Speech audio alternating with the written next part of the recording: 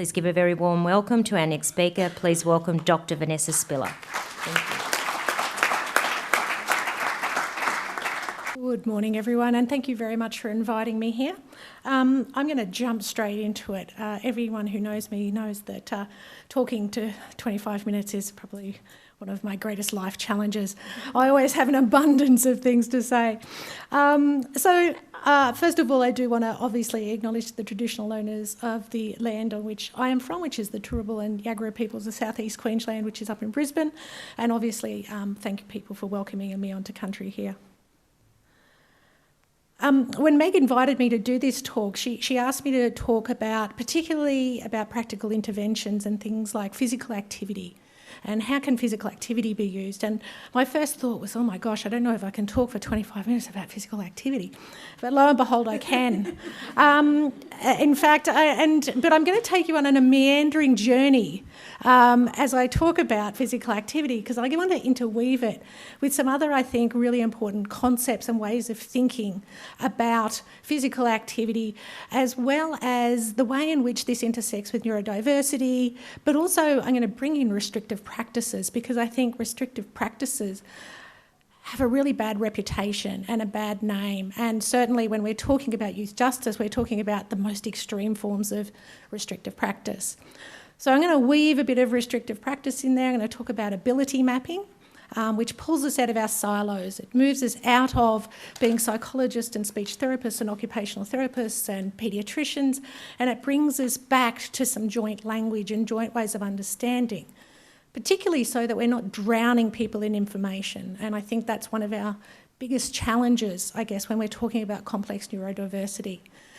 And then I'm going to weave it all back to some physical activity and the specific benefits that come with that. So the first thing I thought about, and again, I come to this with the lens of being a parent, being a clinical psychologist, but I guess a part of what I do as well is I see myself as a translator of the research that so many people in this room are very good at doing, and I try to bring it back to practicalities. So when I was talking or thinking about physical activity, the first thing I went to was my parent brain.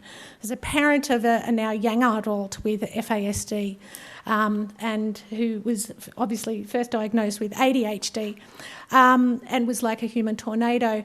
For me, the thoughts around why physical activity, why is it so useful? I put my parent brain on and my psychologist brain. And it was really, physical activity was so important because for my little person, friendly hands and friendly feet were the things that got him in the most trouble. Everywhere he went, we needed something that kept his hands and his feet occupied in a very useful and productive way. We also talked about that movement is like the first language of children. Before they can speak, before they can do anything else, they can start to move and they start to play. It can be done individually or it can be done as a group, and it can be scaffolded. So it's very, very flexible. It can be easily role modelled, and indeed my role modelling took me to all sorts of interesting places, like racing BMX bikes at the age of 40, because that is what my son needed me to be able to do so that he could learn to do these things. Very importantly, as a psychologist, I know that physical activity helps with the development of executive functioning, emotional regulation, problem solving, attention skills and social skills. And it does it in a way that doesn't sit kids down in a room. It helps them to actually do it experientially. It builds mastery and a sense of self-confidence, but it contains enough structure that helps them to be able to do these things, and you can build that structure with time. And it increases these predictable rules and builds in routine. So it has all sorts of positive things. And this was before I'd even looked at the literature. But now I'm going to pivot across to restrictive behaviours. And I'm usually, if I'm in a more paced setting, I might ask people to think, what do you think about restrictive behaviours? But for many people, when they think about restrictive behaviours, they think about, let's minimise them. Let's get as a few restrictive behaviours as we want. We only want those that are the most essential. I'm going to try to change your mind about that. And again, when we think about restrictive behaviours, I think we automatically go to detention. And detention, whether that's for adults or children, is the most extreme forms of restrictive behaviours. And when we do that, and as the research and as all my learned colleagues will talk about today, often when we're looking at detention in young people and in adults that have severe brain-based impairments. And specifically, those impairments do fall into those domains of executive functioning, emotional regulation and attention. Time and time again, they are the three brain-based domains that pop up.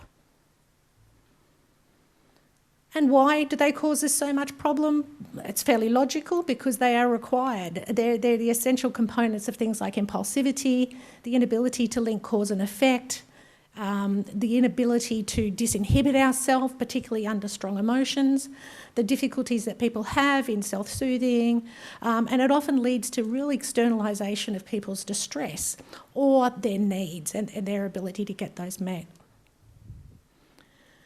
This is a super brief thing. If we look at the kind of criminal justice kind of offending things that cause people with neurodiversity a whole lot of difficulties, again, you can see the link, and I've linked these across diagnosis, but if we get rid of the diagnosis and we look at the underlying brain areas, again, we're coming back to attention, emotional regulation, and executive functioning. And these are often crimes that are things like minor property crimes or things that happen quite impulsively. So you can see where those intersections happen between neurodiversity and the kind of offences that people produce. So how do we feel about restrictive practices? Again, most people will go, yep, we need to get rid of them. We need to really minimise them. And yet if we actually have a look at society, how do we feel about this as a restrictive practice? Thank you. Doug wants it banned. What about this? This is a restrictive practice. I've participated in both of these restrictive practices. What about this? This is a restrictive practice that all of us have in. This is the one we often think of. So what if restrictive practices were not the problem? What if it was actually more to do with using the wrong restrictive practices at the wrong time? How do we increase helpful restrictive practices? So again, I'm going to go for a little journey into what are the most common societal mechanisms for restrictive practices. These are the most common restrictive practices actually start off being our parents. And we work our way up. We work our way up through social contracts. Again, most of us will go to the morning tea buffet, and there isn't any set of rules that will determine that I can't take every bit of biscuit off the buffet. And yet social contract will be enough for me to understand the social rules and conventions, and we'll do some sharing. Of course, not everyone gets those social contracts, so sometimes we then move into organisations and schools and businesses, everywhere we work. Someone doesn't understand the social contracts around quietness while someone's giving a talk, but that's okay. There'll be some mechanisms of restraint that go. We move up into organisational rules. Then we get to the level of laws that are quite broadly applied. These apply to all of us. Again, these are restrictive practices we're working with every day. And then we get into the more pointy end of the stick, where we start to get the individual application of laws, things like the Mental Health Act or when the law is applied specifically to us. We might get medical containment, and then we might get prisons. So we have this real hierarchy of restrictive practices. Fortunately, the frequency with which we apply them, again, they're broadest at the bottom. All of us are subject to the lower level restrictive practices. Most of us won't experience the top level ones. But what are the key goals of these practices, particularly at the lower levels? Again, we will often think that they're linked to survival, our survival and other people's survival. But restrictive practices actually do more than that. They encourage thriving. And they enable thriving through the development of skills and abilities that are developed in circumstances with some support and containment and scaffolding. And when we do that, we actually maximise our opportunities for freedom and our freedom in order to do the things that we want to in our life, and we really minimise the need for those extreme forms of restrictive practices. And I think this can also be considered in the face of equity and versus equality. And again, we have a system, I think, that has got stuck very much on looking at equality. And when we apply restrictive practices through that lens, through the equality framework, what happens is we end up with a focus on survival, that we only apply restrictive practices at the very point at the end of the stick where our survival or somebody else's survival is involved. And what that means is that we end up, unfortunately, with increased use of these most extreme forms of restrictive practice, particularly for people who have impairments. If we move across to an equity model, then we're more likely to look at the thriving aspect as well. And what we want to do with that is we want to match restrictive practices to someone's level of skill and ability so that we can increase the use of these lower levels, the more socially acceptable levels, the levels that most of us operate under, so that we can ultimately decrease the top levels of restrictive practice. So again, I think if we look at that hierarchy, we want to, obviously, all need to start with the bottom levels around survival, but we want to sit as much as we can within those optimal levels. So how and when should restrictive practices be applied? Well, we want to pick the most appropriate levels and the kinds of restrictive practices, but they have to fit with our understanding of the skills and the abilities of the people that we're supporting and we're working with. And it really needs to be tailored to them and their abilities rather than their age.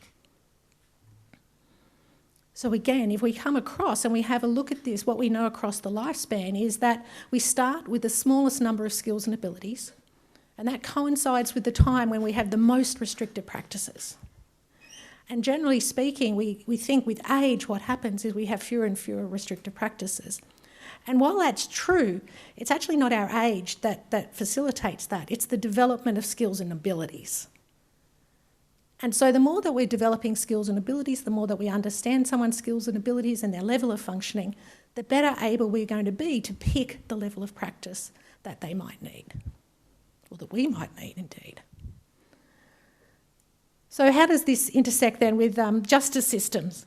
Well, as we have been talking about already, we certainly know that for many people with any kind of neurodiversity, whether it's ADHD or FASD or ASD, many times it's not even going to be recognised, let alone accommodated for.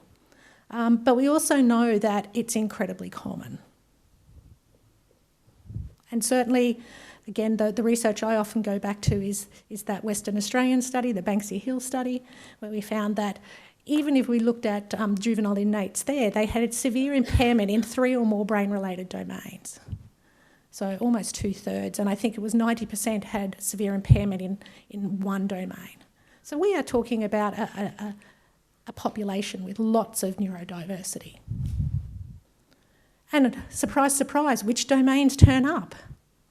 Well, academic, out of the Banksia Hill study, Banksia Hill, the academic achievement turns up, executive functioning turns up, and attention turns up. In that one, emotional regulation wasn't formally assessed, so I would guess emotional regulation would turn up as well. So how do we understand those needs? Well, again, we can go and look at the labels and we can look at all the diagnoses. The thing that's common for all of these diagnoses, however, is some of those different kinds of brain domains that keep popping up: executive functioning, attention, language, emotional regulation. And we also know that diagnoses don't impact on functioning, or on offending behaviours. We know that skills and abilities do. So for me, understanding these underlying skills and abilities, again, is really key in terms of working out restrictive practice. And again, we're going to come back to physical activity and the particular role that it can play. The way that I do this is by looking at the FASD diagnostic guidelines, at least the older version of these. They had a lovely way of summarising and looking at the different underlying brain domains. And I'm not going to go through these. I'm sure you're all very aware of what these domains are, and we've already talked about a number of these domains. And the usefulness of looking at domains rather than diagnosis is that we can really look at missing skills and abilities areas of strength and areas of impairment, regardless of diagnosis. Because we know that so many young people who may have a diagnosis of autism, for example, they also have language issues. That's not covered within their diagnosis. They might also have other kind of issues that are not covered in their diagnosis. We need to understand the totality of them so that we can best support them. One of the ways in which we can do this, one of the ways that we can understand that is by, I call it very simply, ability mapping. The idea of ability mapping, and again, this comes into, I guess, how I think we need to be interacting with justice systems, is that much like myself, this is my pile of reports for my son, my literal pile. This is before digital stuff, so we now have a whole pile of digital stuff.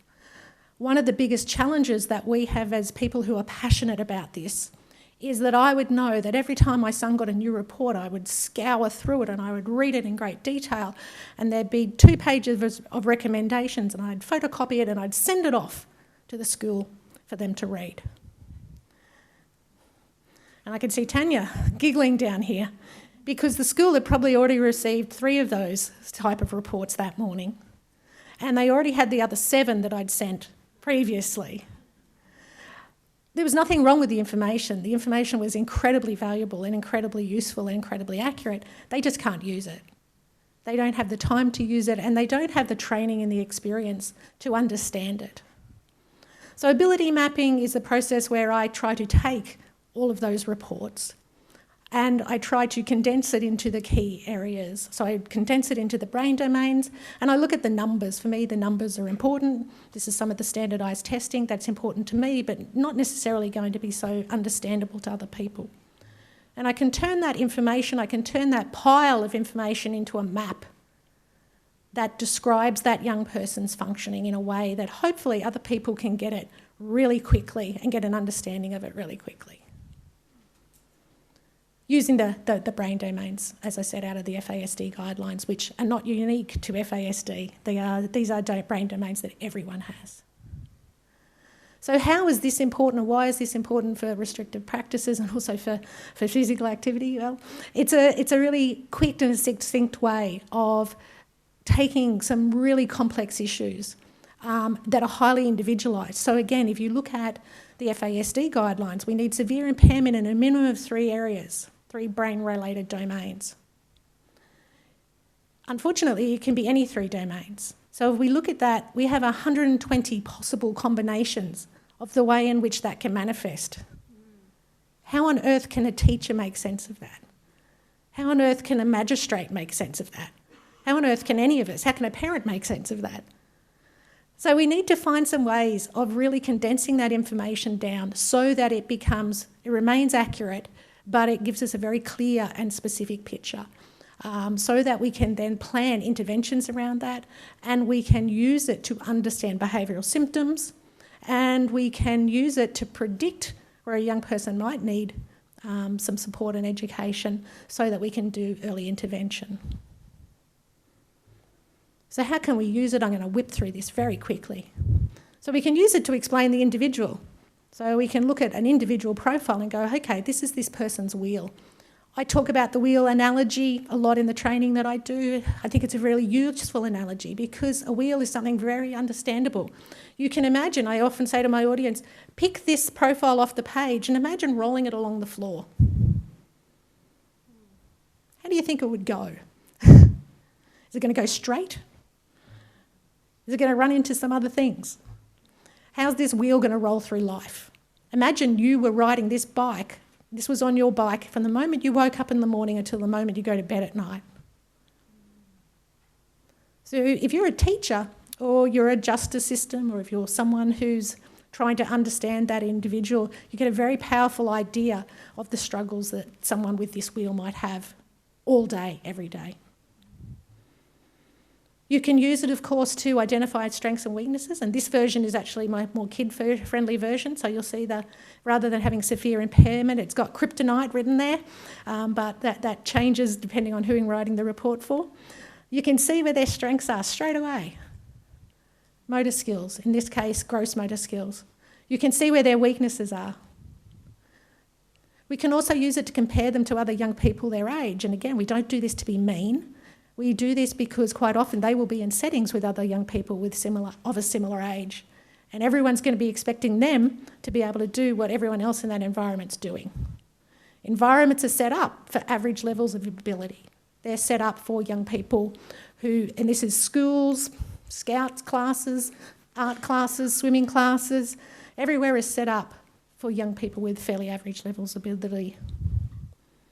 We can really quickly see where are supports and accommodations going to be needed for this young person. It's the gap between where they actually are and where the expectations of the environment is. We can use it to prioritise treatment. Again, for me, what are those brain domains that keep coming up? If you have severe impairment in executive functioning and attention and emotional regulation, we have got to hit those first. Everything else flows out of that. We can use it to explain behavioural symptoms.